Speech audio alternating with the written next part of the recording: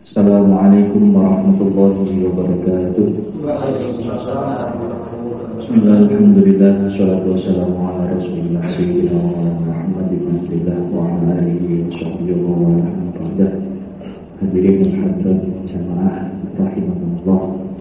Alhamdulillah kalau menika kula panjenengan sedaya saged mangkal ugi mengajengken rutinan pengawasan malam Rabu di Masjid Nurul Hidayah Karangsono menika kanthi keadaan sehat walafiat.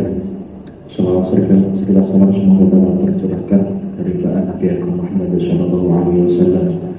Mugi kula panjenengan sami estu dipun akui terus umatipun beliau ugi pitados syafaat ing jangkring wonten dinten kiamat. Amin Allahumma amin. Saderenge kita maos kajian fikih menika monggo sareng-sareng kita kirim hadiah Fatihah tawassul khusus wonten ngarsa baginda Rasulullah Muhammad sallallahu alaihi wasallam wa hatta ja'ala ila ummati wa azwaji wa dhurriyyati wa ahli baiti mukminin muslimin wa alaikum assalam asma'in tabi'in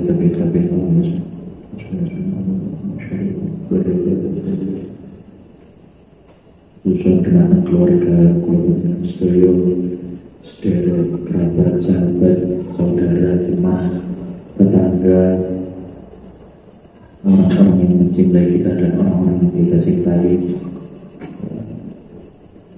Mungkin-mungkin ingkang sampun sumaran untuk husnul khotimah dikang sedaya saya pun di pun sedangkan kalau pun di semacam khusus teman-teman keluarga sedaya ingkang masih pikantuk musibah cobaan, mugi-mugi dipun paringi gampang, dipun paringi gansar, dipun paringi anginipun melewati hidup pikantuk kegampangan, kelancaran, manfaat barokah di dunia wal akhirah. Khususipun kagem saudara Tautra Narya Fadila Mukti ingkang menika sampun tetapi dhateng SMK Negeri Kota Kediri.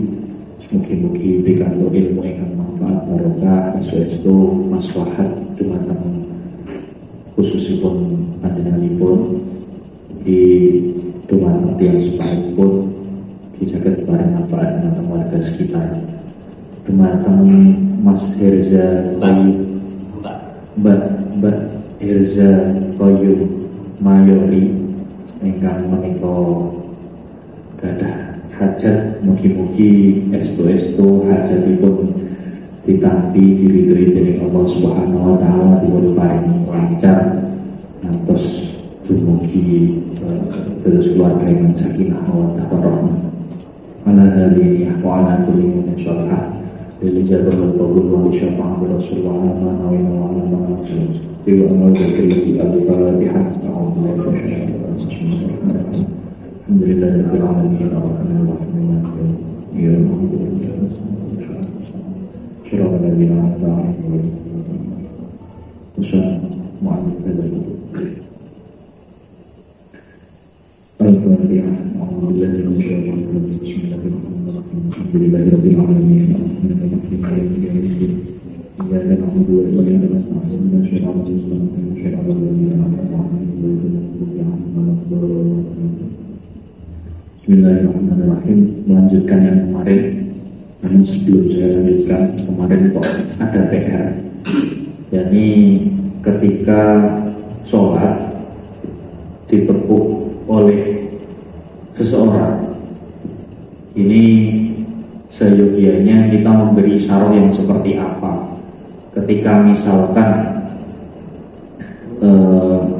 kita sedang sholat sunnah, terus kemudian ditepuk oleh seseorang, ini enaknya kita seperti apa isyaratnya? Soalnya kalau kita membatalkan sholat demi meyakinkan orang lain, ya itu juga termasuk keluar dari sholat, itu termasuk sesuatu yang dilarang, tidak diperbolehkan.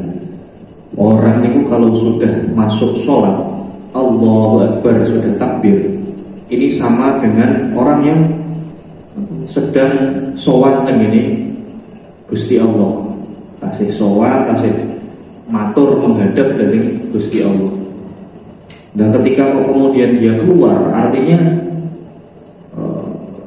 dia mulai ujuk-ujuk untuk pamitan kali sing dadang griya ibarat kata. Makanya dia ketika membatalkan sholat di tengah-tengah sholat, kemudian dia sengaja keluar padahal sholatnya belum selesai, ini termasuk dosa. Terus kemudian ketika kita sholat, dan tidaklah sholatnya itu sholat sunnah, kok ada orang yang mau sholat wajib tapi dia tidak tahu, maka hal yang sebaiknya kita lakukan adalah ya kita kembali ke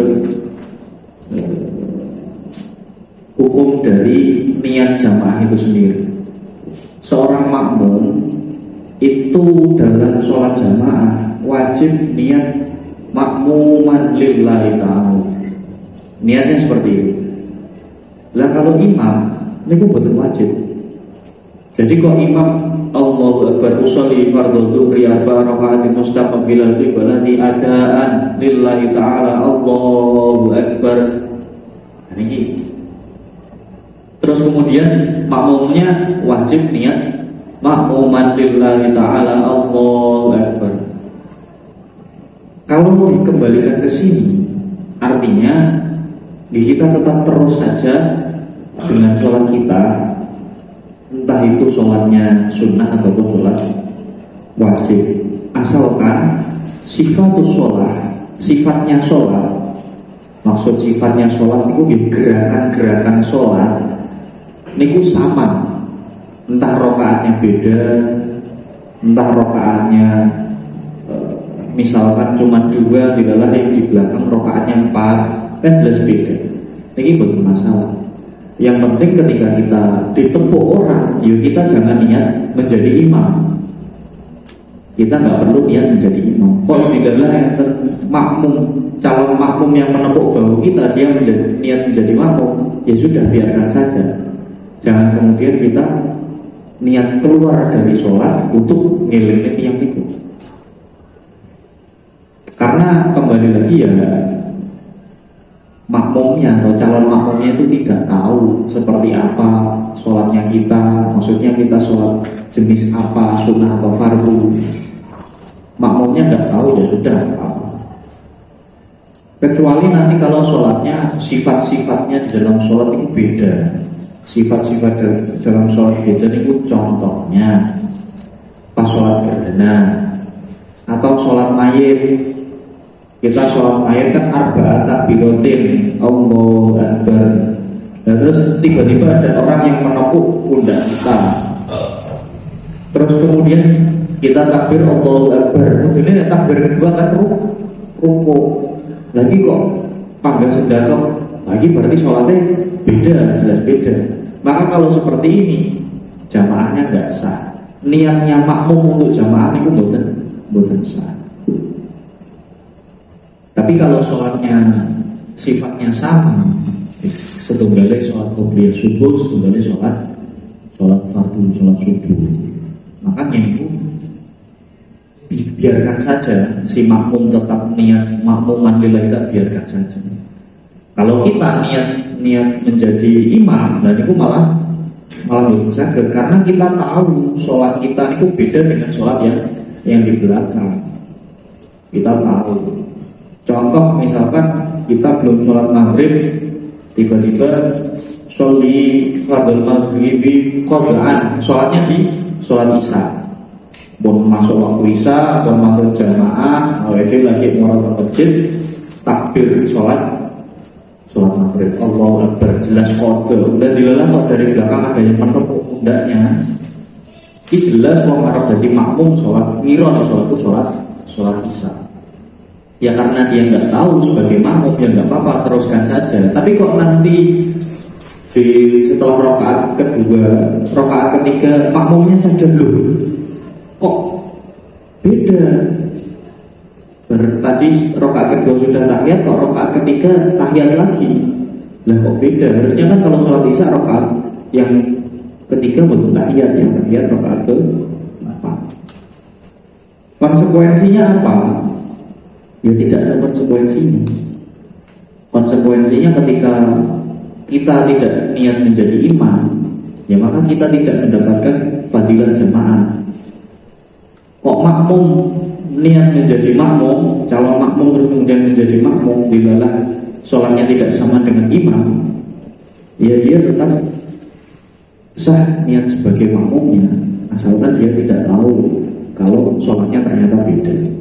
Kok sholatnya ternyata beda dan dia tahu, contohnya yang kata sholat maghrib fardhu yang di masjid, setelah rakaat kedua tahiyat, naik lagi rakaat ketiga tahiyat lagi, maka ya makmum wajib untuk mufaroqah, memisah jamaah, karena ya sudah beda. Bon, untuk yang pertama mengatakan jawaban ibu kemarin. Untuk pertanyaan kedua seputar ada desa niku ada 10 orang pria saja misalkan. Terus bagaimana hukum sholat Jumatnya? Maka sebenarnya boleh untuk dilaksanakan sholat Jumat, tapi karena kita sebagai wujud kehati-hatian terhadap syariat, sedangkan sholat Jumat sendiri itu minimal dilaksanakan oleh 40 orang, maka ketika ada kasus cuman 10 orang, 20 orang atau 30 orang yang sholat Jumat, ada baiknya setelah sholat Jumat diganti sholat zuhur untuk kehati-hatian. Meskipun ada ulama itu yang mengatakan bahwa sholat Jumat tidak butuh wong 40, wong 30 oleh, wong 4 oleh, bahkan berdua saja boleh. Ada ulama yang bilang seperti itu, ada. Cuman kan kaul tersebut kaul yang tidak sikoh, tidak kuat, argumen-argumen tersebut tidak kuat. Maka yang lebih seyogianya bagi kita ya keluar dari ikhtilaful ulama, perbedaan pendapatnya ulama. Jadi makatan untuk jawaban dari pertanyaan kedua, barangkali masih ada yang dijanggalkan, oke, disimpan dulu, kita melanjutkan kajian bab jamaah bagian kedua ini. Dikatakan bahwa kemarin makmum itu wajib untuk niat iktimam. Niat iktimam itu niat makmum, niat iktidak, niat manut bil imami, niat manut pada imam. Bo surat Fatihah itu durung mari, bo surat pendek itu durung mari, bo liku maca subhana rabbil azim durung ping 3, Rabbana lakal hamdu durung ping 3, subhana rabbil a'la dereng ping 3, ataupun tahiyat dereng tuntas. Pokoknya aku manut karo wong sing ngarepku tak dadeni imam. Nah niki wajib niat menjadi makmum kepada seorang imam. Terus kemudian sebaliknya, niki akan praktek contoh. Wala yajibu ta'inuhu bal yakfi al-iqtida'u bil hadil wa illam ya'rifu. Gambaran ngeten. Kula teng koncotan sanding tiyang nika takbir Allahu Akbar. Sholat isya, ini sholat isya. Terus kemudian tiba-tiba datang Mas Ali. Mas Ali datang. Tapi Mas Ali boten ngertos niku sing teng ngajeng niku kula, yang di depan itu saya, tidak tahu. Mas Ali taunya di depan ada orang yang sholat isya. Terus akhirnya yang dilakukan Mas Ali apa? Wajib untuk mengqasdu atau meniatkan saya makmum kepada orang yang ada di depan sana. Jadi tidak harus tahu saya makmum kepada imam yang ada di depan sana yang namanya misalkan Mas Gofur. Enggak wajib. Yang wajib intinya saya niat makmum kepada orang yang ada di depan sana. Nggak perlu ditentukan namanya. Kenapa? Fa'in ayyana huwa aqta'a batalan sholatuhu. Karena kalau ditentukan namanya dikhususkan, saya niat menjadi makmumnya Kang Gofur, itu dia orangnya. Lah bilalah yang di sana itu bukan Mas Gofur, salah praduga. Ternyata yang di depan bukan Kang Gofur, yang depan ternyata Pak Ridwan. Rotok mirip-mirip nih salah ngomburi misalkan. Dilalah keliru. Nah ketika seperti ini, niat makmumnya atau niatnya menjadi makmum itu betul sah, sholatnya batal.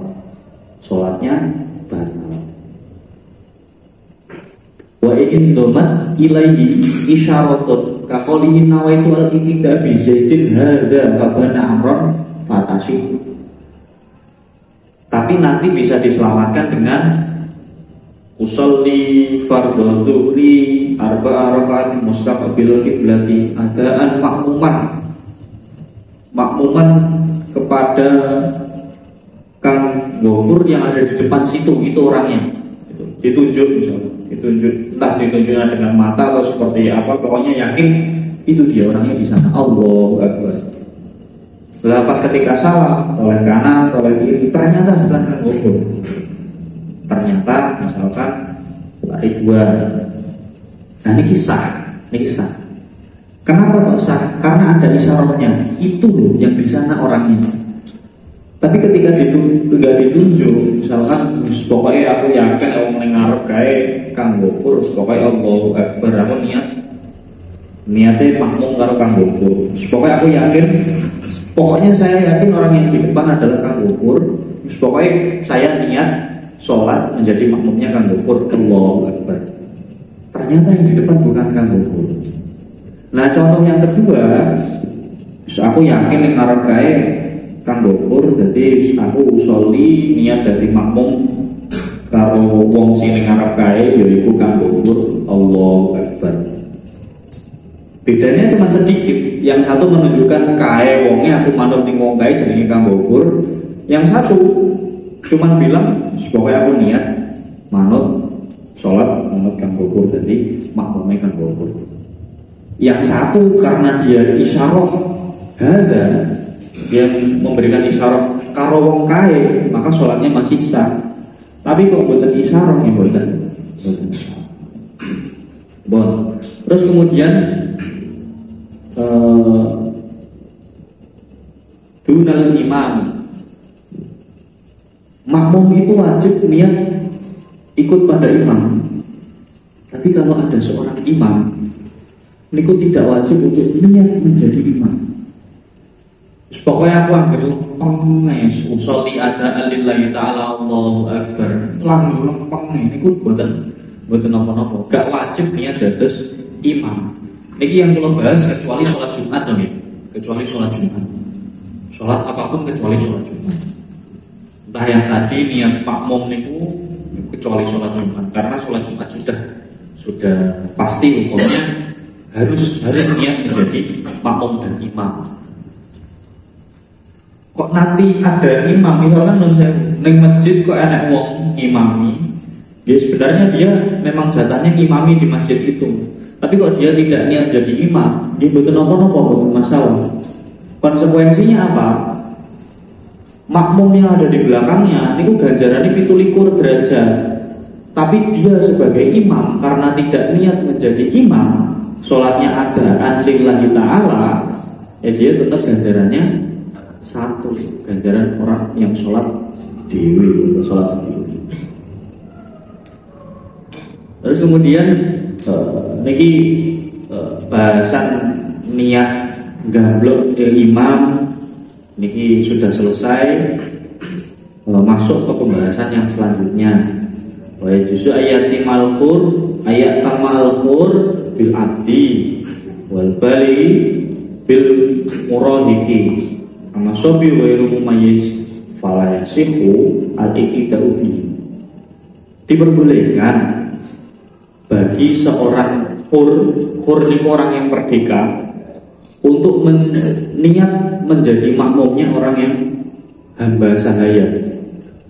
Artinya sholat jamaah niki kok misalkan sing tengah jeng niku seorang hamba sahaya niku boleh untuk ngimami orang yang menjadi sayyidnya, mboten napa-napa. Jadi kalau misalkan presiden atau wong sugih diimami oleh orang yang hanya pekerjaannya serabutan, atau presiden diimami oleh warganya sendiri atau ketua RT misalkan, atau diimami orang yang derajatnya lebih rendah, itu mboten napa-napa. Yang penting jenis kelaminnya sama-sama masih laki-laki.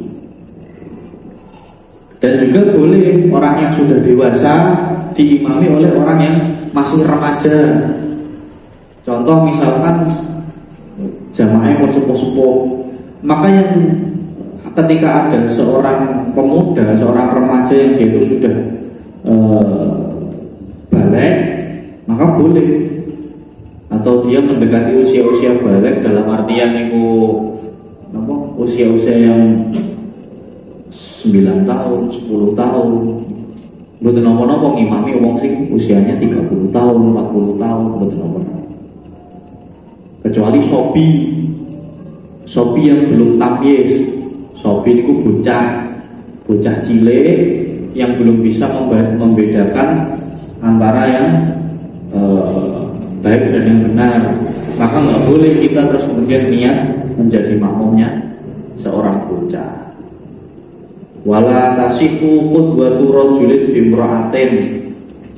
Hakikat dari laki-laki itu lebih mulia dari perempuan. Ini secara hakikat tentang Al-Quran soleh dijelaskan.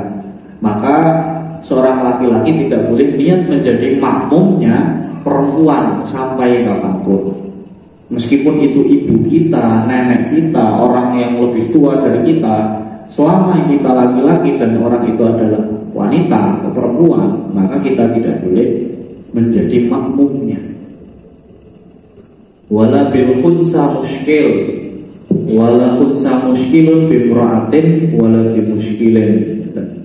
Dan juga tidak sah seorang laki-laki niat menjadi makmumnya khunsa muskil. Khunsa muskil itu orang yang punya dua alat kelamin. Orang yang punya dua alat kelamin. Apakah di dunia ini ada? Ya di kitab ada, tapi kalau secara jelas melihat bentuk kelamin ini koyo piye dereng nate.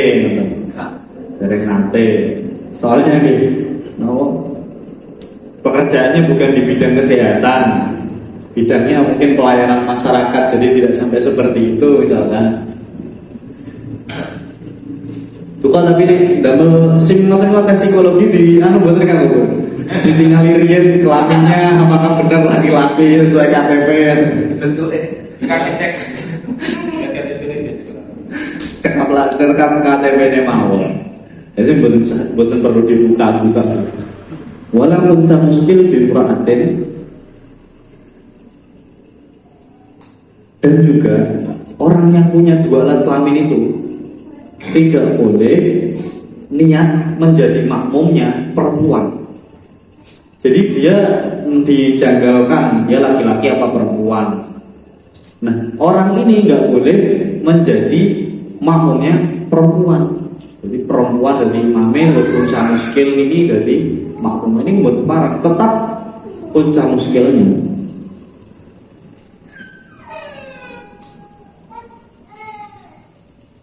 Terus kemudian, nah ini yang rotok agak ekstrim itu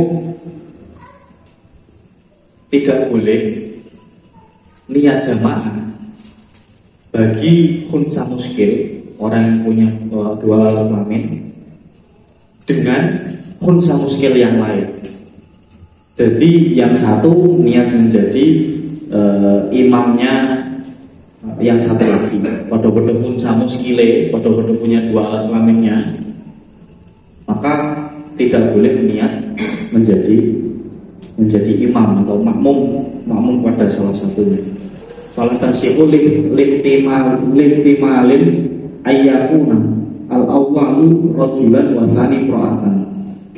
Karena ini tidak boleh atau tidak sah, karena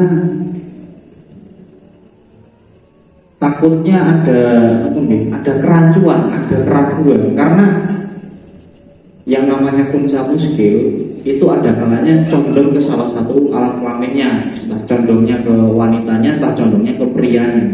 Nah ini kan tidak bisa diketahui secara jelas, makanya tidak diperbolehkan. Terus kemudian tidak sah juga seseorang yang membaca Fatihahnya itu bagus menjadi makmum bagi seseorang yang tidak bisa membaca Fatihah secara baik dan benar.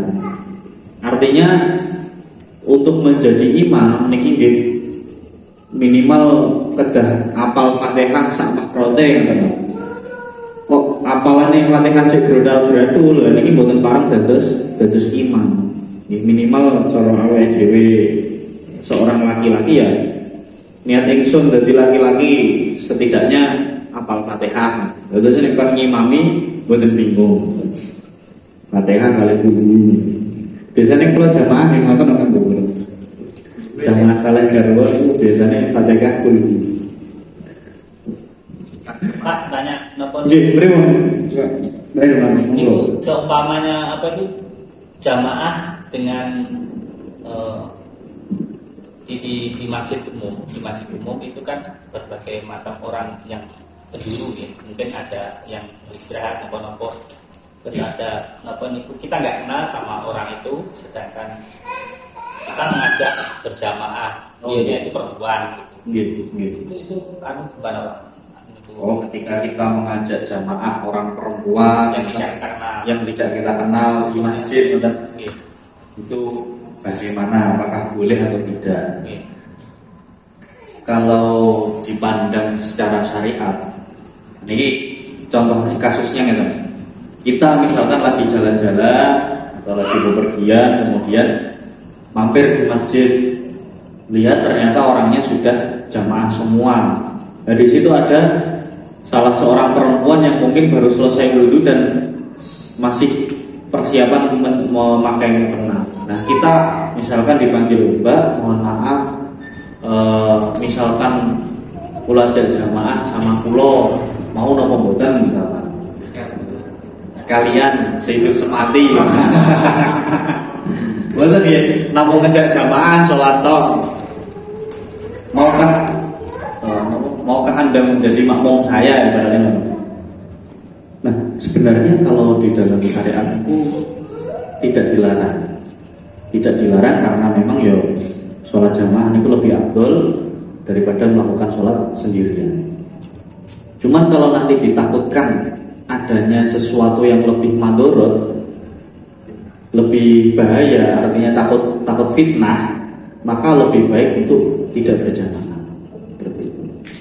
Takut fitnah niku mboten kemudian terus sampai difitnah yang sangat tinggi, sangat bahaya, kan mboten sangat genting mboten. Takutnya jadi omongan misalkan dilalah pas sholat kancane awake dhewe liwat. Terus kan nanti niku dari mulut ke mulut kabarnya bisa berhembus sangat kencang, melebihi TV, stasiun TV swasta. Kalau kecepatan WA.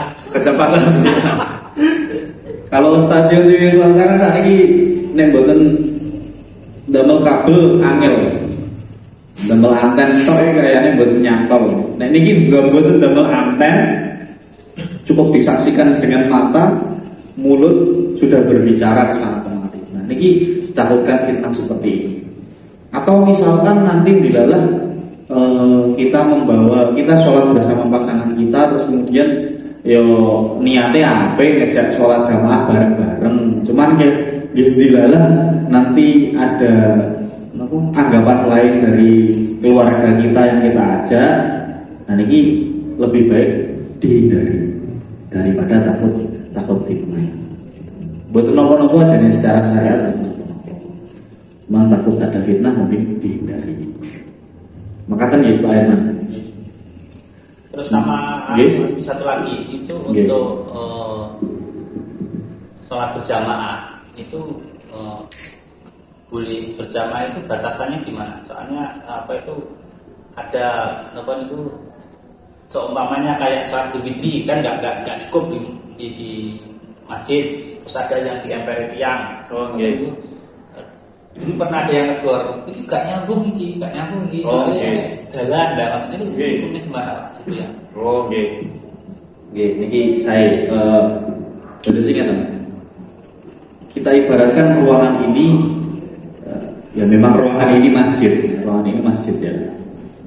Maka ketika kita ada di pojok depan sana sebagai imam dan makmum ada di pojok belakang sini sebagai makmum, asalkan itu masih satu bangunan masjid dan kita bisa melihat gerak-geriknya imam, nah ini betul apa-apa. Kadang kita ada di depan menjadi imam, makmumnya karena sholat Jumat atau sholat hari raya Idul Fitri misalnya, makmumnya ada di depan sana di pertigaan misalnya. Nah ini gimana sholatnya? Maka karena sudah keluar dari bangunan masjid, butuh yang namanya robit. Robit itu artinya penyambung, penghubung antara makmum yang di luar masjid dengan imam. Nek mboten enten robit ini mboten sah. Robit itu apa atau robit itu siapa? Robit itu nggih makmum yang ada di belakangnya imam. Terus nyambung ngantos orang itu yang ada di depan pertigaan itu, ada di tengah-tengah pertigaannya, ada di tengah jalan. Dan orang itu harus melihat gerak-gerik rukuk, sujud, duduk dan berdirinya orang yang ada di depannya. Dan orang yang depannya harus melihat depannya lagi sampai ya orang melihat makmum yang ada di dalam masjid. Cuman kalau di luar masjid niku enten jaraknya niku 300 diro. Insya Allah sekitar 80 meter insya Allah.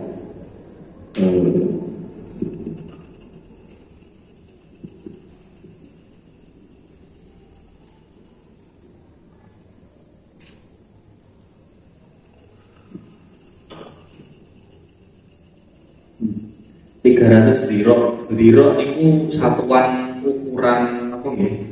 Yang tidak resmi di dunia.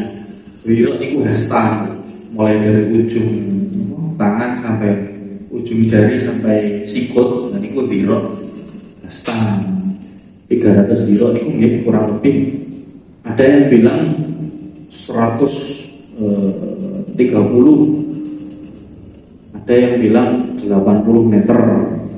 Tapi pokoknya 300 lira niku intine aja ado-ado ngoten lho. 80 meter kan umur ya tebih. Jauh. 80 meter itu sudah jauh sekali. Barat kata kalau rumah di perumahan itu lebarnya mungkin sekitar 6 atau 7 meter. Kalau untuk menuju 80 meter kan berarti hampir ada 11 atau 12 rumah jaraknya. Berarti sangat jauh sekali. Intinya ampun tebih-tebih jangan jauh-jauh. Karena kalau kejauhan ya terhambat atau terhalang kita mau melihat gerak-gerik makmum yang ada di depan kita. Dan buat parang misalkan jarak kita dengan makmum yang ada di depan kita selain melebihi 300 diro niku nggih boten pareng, ada penghalangnya. Contoh penghalangnya niku misalkan ditutupi selambu separuh. Penghalang niku yang akhirnya ketika kita marani makmum yang ada di depan niku sampai mencolot, sampai gulung kuming.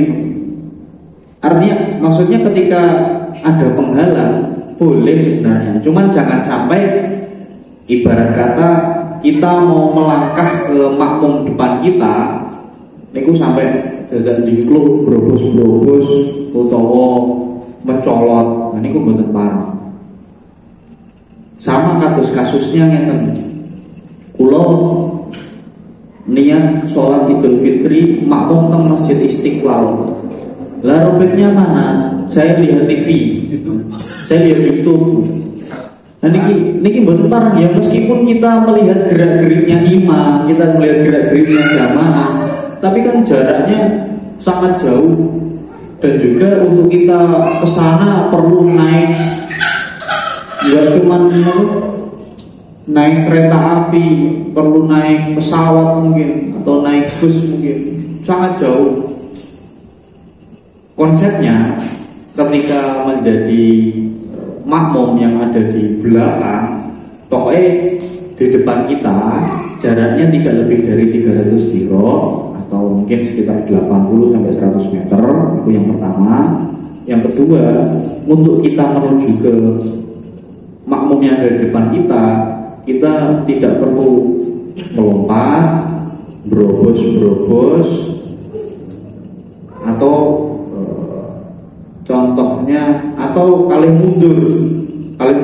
Jadi langkahnya ini awal dhewe, misalkan kula teng mriki dados makmum di luar masjid, di depan kula rati tebih enten Kang Anas dados makmum teng depan kula rati tebih mungkin sekitar 20-an meter. Ketika saya menuju ke Kang Anas niki, kula mboten perlu meloncat pagar, berobos ngisor motor. Kok rodok nyerong, dalam artian rodok nyerong iki ditarik garis lurus, rodok nyerong enten saged, dan niku mboten napa. Sing mboten parang niku misalkan ketika kita ke sana bener-bener tidak bisa secara langsung, malah enten maju sithik belok kanan, mundur sithik belok kanan, lagi maju. Lah niku mboten parang. Mboten parang. Makanya ada di beberapa kados nih jenengan tingali salat teng Masjid Agung Lirboyo. Masjid Lirboyo niku madhep yang sampai pertigaan selatannya Lirboyo niku kuatah. Sampai bahkan dari pertigaan itu belok ke arah timur niku kuatah.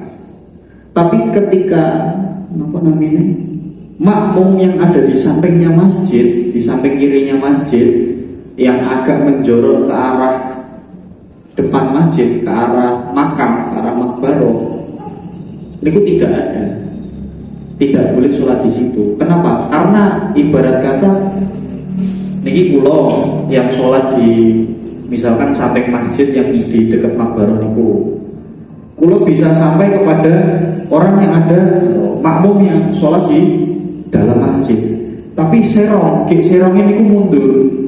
Nah ini buat parang serong angsal tapi serongnya maju. Nek serongnya mundur niku mboten pareng. Gambarane ngoten nggih gambarane. Makaten Airman gambarannya makaten. Jadi rada bulet tapi insyaallah secara garis besar ngoten niku. Oleh serong tapi maju. Nek serongnya mundur enggak oleh. Makaten. Kemudian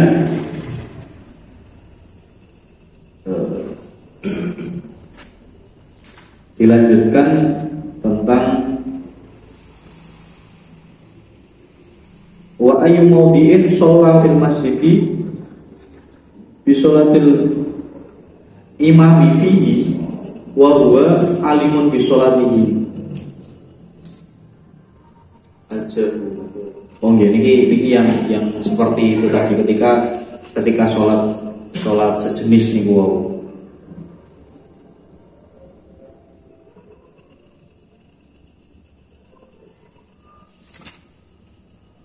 Dimanapun tempat di dalam masjid imam itu sholat, maka makmum boleh, sudah cukup untuk tidak untuk ikut menjadi makmum meskipun jaraknya itu jauh. Tapi ketika wa in shalla al imam fil masjid wal makmum kharijal masjid qoriban, maka perlu ada yang dihitung terus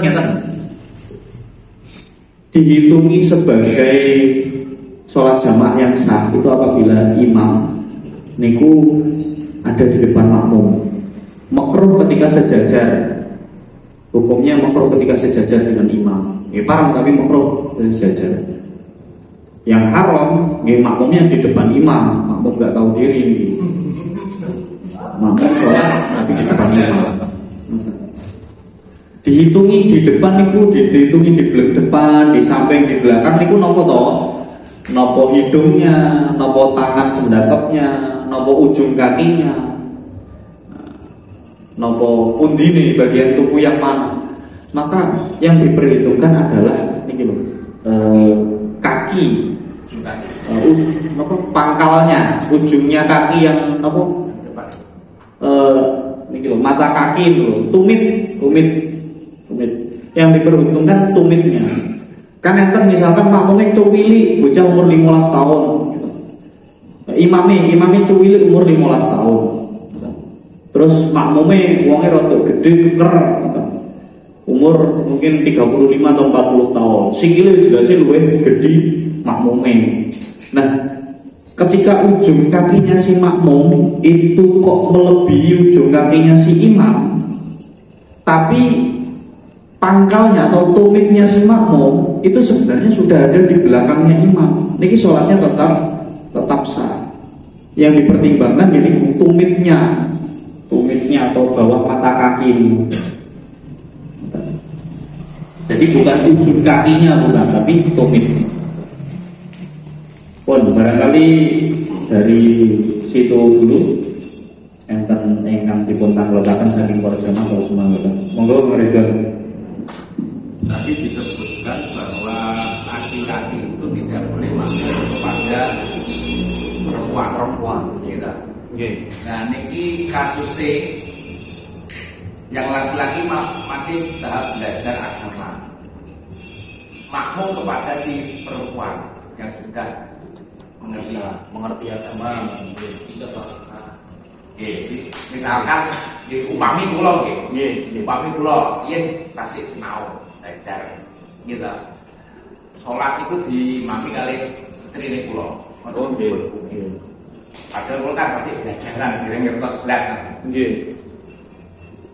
Padahal disebutkan laki-laki tidak boleh makmum ke perempuan. Nggih.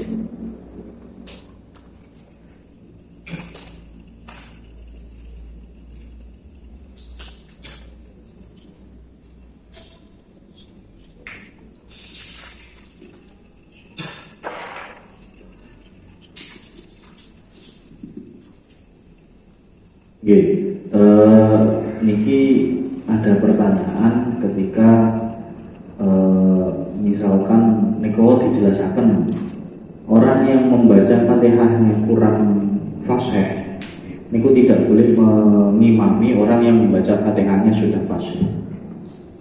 Terus ada pertanyaan ketika orang yang membaca Fatihahnya kurang fasih itu cowok dan yang Fatihahnya fasih itu si cewek, maka ini yang boleh nggak? Misalkan si yang cewek yang fasih Fatihahnya ini menjadi imam bagi si cowok yang Fatihahnya kurang fasih. Maka atau Fatihahnya si grodal misalnya. Maka di sini dijelaskan bahwa secara pasti seorang laki-laki tetap diharuskan untuk menjadi imam. Tetap diharuskan menjadi imam bagi perempuan. Tidak boleh laki-laki itu diimami oleh perempuan. Tidak boleh. Qauluhu wala tasihu qudwatu rajulin bi imra'atin. Hamdu syari kalaman musanafi ala suratil wahidah. Liana dhahiru qudwatar rajuli alwadihi bi imra'atil wadihati.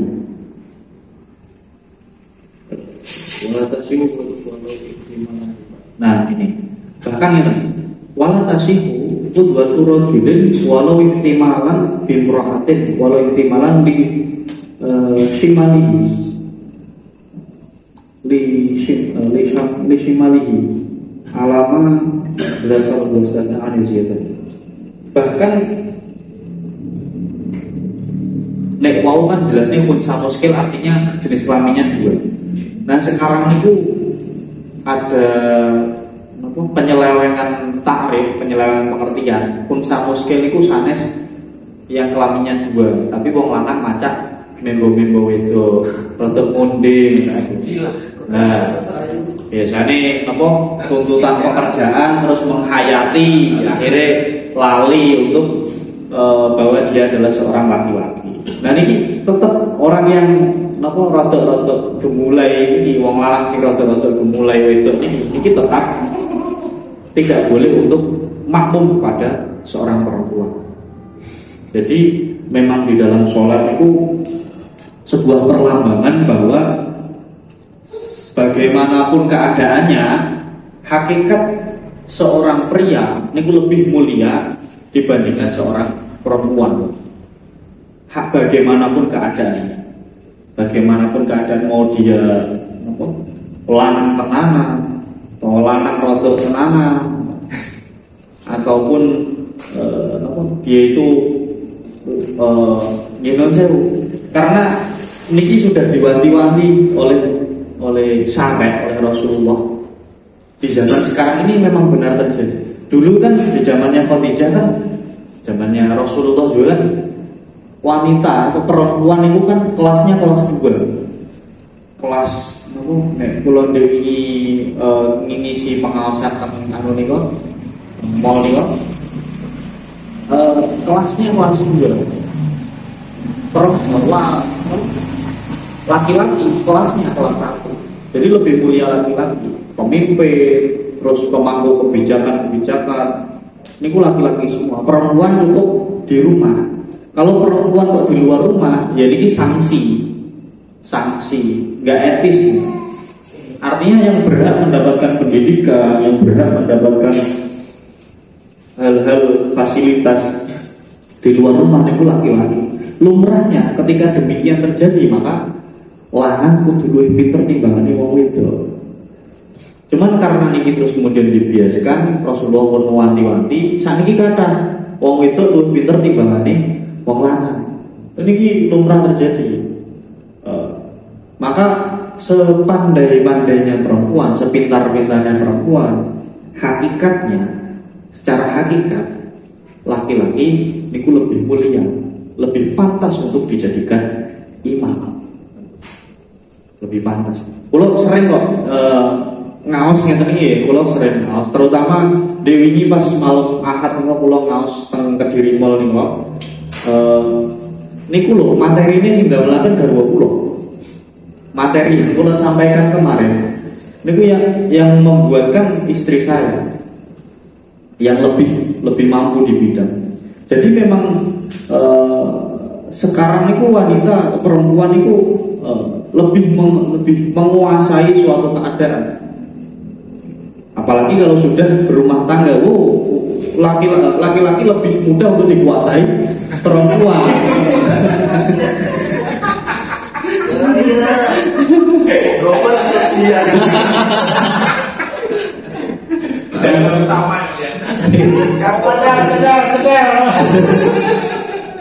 Tapi secara hakikat laki-laki, seorang pria niku lebih mulia dari seorang perempuan. Sejelek apapun laki-laki, tetap dia harus menjadi imam di dalam rumah tangganya. Niki dilambangkan dalam sholat niku. Makaten ingkang saya ketrawaturaken barangkali wonten pertanyaan malih. Monggo Kang Anas. Bapak niku sholat wajib kan imam kan wajib kan mulai balik sampai meninggal lah. Niku saumpami niku waktu balik sampai mungkin gadah putu niku mboten sholat terus sampeyan kan wajib qodho. Nggih. Saking kathahipun sholat ingkang dipun tinggali niku caranipun qodho pripun. Terus asal boten qodho niku di dirapel apa dilampain kalian jamaah apa gendaki yang Oh nggih. Oh jamaah maksudnya pripun? Di napa? Dipasrahne wong terus bola kan padha putune ya padha gak salate to biyen saiki ayo jamaah padha bareng. Mereka tadi asal pripun asal mboten. Nggih. Terus carane mungkin padha pun niku kan boten emat jumlahe kan pun tinggalne niku nggih pun. saking kakaknya ke remaja sampai sadar. Terkait sholat qadha niki kan niki termasuk pertanyaan yang bagus dalam artian sholat qadha niku parah mboten to. Sholat qadha niku sebenarnya merupakan dosa karena kita melaksanakan di luar ketentuan. Tapi lebih dosa lagi kalau kita tidak melaksanakannya. Jadi misalkan niki kan monisa dilalah mau enten tiyang boten maghriban. Lah karena dia tidak maghriban, akhirnya dia melaksanakan qadha maghrib. Dosa boten dosa. Tapi lebih berdosa lagi ketika dia tidak melaksanakan. Ada beberapa ulama yang bilang, tapi qaul utama, qaul yang lebih diunggulkan niku nggih ngotohi salat. Enten qaul niku sing dawuh ya wis nek salate wektune entek ya wis gak iso diqodhoki. Enten qaul ulama sing ekstrem ngoten niku. Ya wis gak iso diqodhoki. Kok wis liwat 20 tahun awakmu gak salat ya wis gak iso diqodhoki. Seperti itu. Ini qaul yang ekstrem niki biasanya ulama ngeten iki jamaah sedikit. Ini biasanya. Terus kemudian misalkan selama bertahun-tahun kita atau ada seseorang yang qadha sholat dalam artian boten nate sholat. Terus bagaimana cara dia mengqadai sholatnya? Apakah boleh untuk jamaah? Maka yang namanya sholat qadha, kembali lagi bahwa sholat qadha ini kan sholat yang dilakukan di luar ketentuan, di luar waktunya. Misal kok ngodok sholat isya 10 tahun kepengker di waktu sholat zuhur, di waktu sholat asar, nggih monggo mawon mboten napa-napa. Terus dicicil pripun? Nggih mboten napa-napa dicicil. Soalnya takut ketika mboten dicicil niku malah mboten khusyuk, mboten tenang. Terus pikirannya reno-reno, gampang lali kan ya bahaya. Kadung kodok sholat misake wis oleh 5 iku saking tegange lali iki mau wis oleh piro iki 5 apa 4 akhirnya malah apa gerundel. Maka dicicil pareng napa ngoten nggih pareng dicicil pareng. Terus apa boleh kita qadha sholat tapi jamaah? Nggih monggo mawon jamaah monggo karena di dalam jamaah niku tidak ada ketentuan secara pasti apakah yang dijamaahkan ini sholat ada lillahi ta'ala atau sholat qadha. Ada niku sesuai dengan waktunya atau niki sholat qadha pokoknya aku jamaah sholat qadha. Ini mboten napa-napa masalah karena tidak ada larangan. Ngejak sing liyane padha salat jam qadha bareng-bareng nggih mboten napa-napa masalah. Asalkan ngeten, dia tetap memiliki tanggungan untuk mengqadha salatnya sampai kemudian dia meninggal. Kalau dia sudah meninggal maka seyogianya keluarganya meminta orang lain atau meminta bantuan ke orang lain atau diqadai oleh keluarganya sendiri sholat-sholat yang sudah ditinggalkan oleh si mayit ketika sudah meninggal. Tapi dari meninggal kewajiban itu. Lah kira-kira niki berapa kali yang saya tinggal dikira-kira mawon, mboten harus tahu pasti. Namanya hukum juga nek pun lali kan pripun malih jenenge wong lali. Seyakinnya saja, misalkan aku yakin ki biyen sing jelas gak sholat iki misalkan 10 tahun. Jelas gak sholat 10 tahun mergo saelingku terakhir aku sholat tahun 95 misalkan. Terus baru kuwi orang kadang sholat kadang enggak, tapi aku lali. Digemblengke mawon kira-kira pinten. Yakine sing sak pinten. Kira-kira kadang enggak sholat, kadang sholat. Tapi ngono kuwi genep tak lakoni sampai 30 tahun. Maka ya diyakini 30 tahun itu saja terus kemudian dikodoi. Kok dilala 30 tahun ini ada beberapa tahun yang dia memang sudah sholat, wis damel celengan besok tengah akhirat, nek kurang kan malah medeni bahaya. Kurang jalur tampil sopol, wong liyane makhluk itu nih bingung kalian amal piyambak. Mene luweh bareng kunjul timbangane Iran. Mboten napa-napa. Jamaah monggo, dhewean langkung monggo. Jamaah pane gak duwe SIM. Jadi ganjaran itu memang sholat kodok nih hanya sebatas menggugurkan kewajiban atau angsal ganjaran kalau sholat. Bagaimana mesti? Dalam yang jelas kembali lagi bahwa sholat merupakan kewajiban dari seorang mukmin terhadap Tuhannya. Sebenarnya kewajiban seluruh manusia terhadap Tuhannya ya, sholat itu. Tapi karena di dalam sholat ada syarat sahnya sholat adalah orang Islam, maka orang-orang yang non Muslim itu wajib untuk sholat, tapi lebih wajib lagi dia masuk Islam. Dia sebenarnya terkena hitop untuk ikut sholat, tapi karena dia masih belum Islam, ya dia nggak sah sholatnya, harus masuk Islam. Terus untuk masalah ganjaran seperti apa? Ibarat kata nih awake dhewe sholat sehari semalam 5 kali. Itu kan kados laporan ini, Gusti lapor. Kalian Gusti wong nggih centang. Wong iki lapor tepat waktu. Wong iki gak telat, lapor tepat waktu. Nah, ketika kita kodok sholat seperti apa?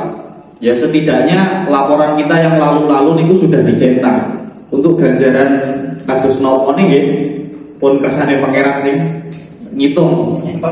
Yang jelas ketika mengerjakan sholat meskipun kodok, ya akan tetap dihitung sebagai ganjaran, yaitu sebagai pahala amal kebaikan. Tidak perlu takut mengerjakannya terus kemudian sia-sia, tetap dapat kebaikan. Biasanya itu kiai di awal fikih, di awal ngajar bab sholatnya ini biasanya itu pesen kalian siswanya atau santrinya itu, yo arang kading awake dhewe kodok sholat lah cung arang kading, karena biasanya itu orang-orang yang ihtilam atau orang-orang yang mimpi basah atau perempuan-perempuan yang baru haid setelah mimpi basah nggih kemutan bahwa setelah mimpi basah pelajarannya adalah mandi wajib, mandi junub. Perempuan juga seperti itu, ketika sudah haid, selesai haidnya mandi junub, mandi besar seperti itu. Tapi ketika di umur segitu, kebanyakan orang kadang lali isaan, kadang lali mboten subuhan pun kesusu makan sekolah. Padahal pas saat itu kita sudah terkena hitop, wajib sholat, wajib laporan. Tapi ya karena masih awal-awal di sholat, ibarat kata nih mau kerja hari pertama kerja lah. Gradul, kadang yo absen, kadang yo bablas barang itu. Pokoknya maka seyogianya itulah yang patut untuk kita aja melakukan sholat, mengkodok sholat yang pas ketika kita usia 9 tahun, 10 tahun, 11, 12 atau yang sering bolong. Misalkan bagaimana cara kita mengerjakan mampunya sakobri. Makatan ribuan ngeriban untuk waktunya seumpama kita dulu ya nggak sholat subuh, kita kodok waktu maghrib atau kita nggak sholat subuh, kita kodok waktu isya. Monggo mawon. Untuk waktunya yang namanya sholat kodok ini terserah. Atau barangkali bisa misalkan mantun sholat duhur, sholat malih 4 rakaat, ngontori sholat duhur sing kepongkar, masalah. Kan nih. Tok ibarat nek. Wis tahun ya, Mas.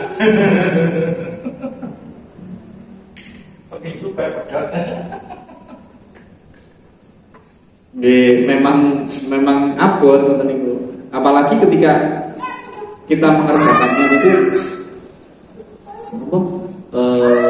duhur mungkin sholat malih foto duhur, ngasar mungkin sholat malih foto ngasar. Ini berbeda.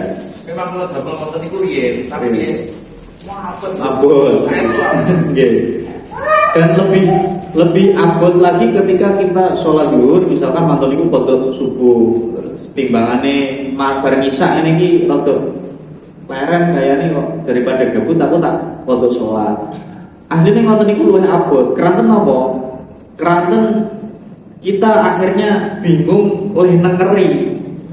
Iki mau aku wis ngontok selama ini sudah berapa kali ya? Nah, niku malah bingung oleh nengeri. Kalau malah boten kula menteri akal, kita boten kula menteri. Sing penting mamute kakak tahu. Tersinggung ya? Gak tersinggung, memang asli. sing penting niatane ngoten. Mamute kakak tahu.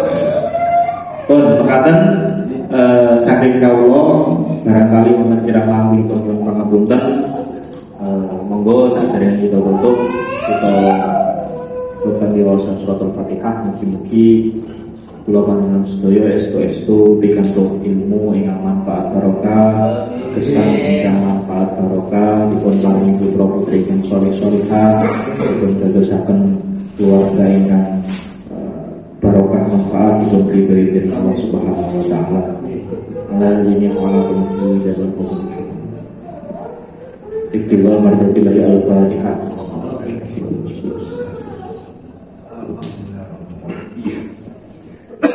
Saking Allah sadherek tutup berpilih wonten kanca-kanca ingkang ngersakaken badhe kirim hadiah Fatihah sadherenge maos kitab niki kawula sumanggaken kados niki wau wonten nyuwun tulung napa kirim hadiah Fatihah mugi kabul kajatipun niki kawula sumanggaken pun cekap diserat ngoten mawon niki gratis istilah sekalian kita tawasul buka kitab kirim hadiah datang Kanjeng Nabi sekalian datang para leluhur kita sedulur. Napa kita targetnya ngaji niki dapat 2 ya mendapatkan ilmu baru ya mendapatkan doa yang bermanfaat. Nah setidaknya kok ilmunya mengke nyantol terus sesuai hilang setidaknya dungane tasih nyantol. Normalnya nih dungane jamaah insyaallah dipun dakelaken gampang kabule. Maka kan saking kula wa billahi wa Assalamualaikum warahmatullahi wabarakatuh.